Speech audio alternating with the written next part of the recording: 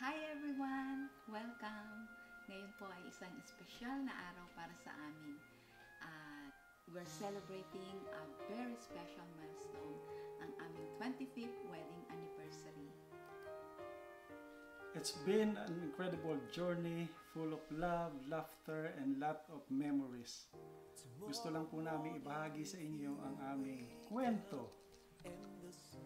We met 28 years ago at lunch in our house, and it was one of those moments that changed our life forever. Natandaan ko, nandun ka na sa kabila nung table.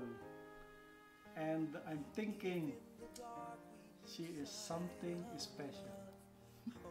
Nung mag-propose siya sa akin, that was a moment I'll never forget. Isa sa pinakamasayang araw sa akin. And it was so simple yet perfect, just like our love. Nakakakaba.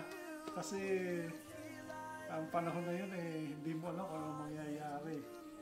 Pero when you said yes, I felt like the beginning of our love forever. Ang aming wedding day ko ay isang simple and yet special. Nandun ang aming pamilya, our relatives, mga kaibigan, and we promise to love each other through thick and thin. Yun ang pinakamahalagang araw sa buhay ko. At ang simula ng Kalbaryo. But it was the best day of my life, and every day since, it had been a beautiful continuation of that day. So, over the years, we built a beautiful life together, and we've had our ups and downs. Hindi ito lahat bed of roses. And gaya ng ibang karaniwang mag-asawa, marami kaming napagdaanan, mga storms and mga challenges. But every moment was very special to us. From raising our son Jerome and just being together, every moment has been special. Gaya ng ibang couple, we face our share of challenges. But we've always supported each other, finding strength in our love and commitment. As we look back on these 25 years, we're filled with gratitude to God for the life we have shared.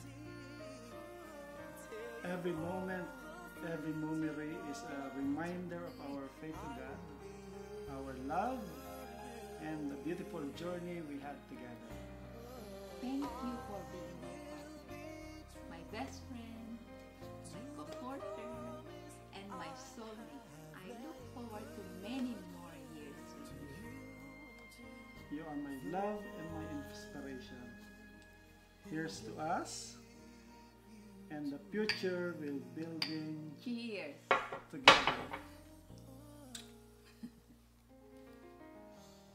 Thank you for watching and being a part of our journey. Your support means the world to us. If you're celebrating a milestone or just starting a journey, remember to cherish every moment. Make God the center of your relationship.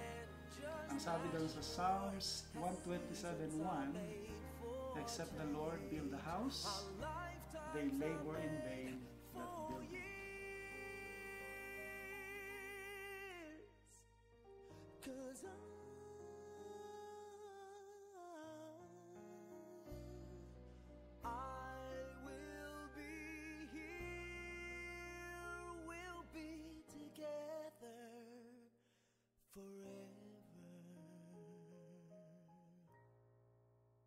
I will be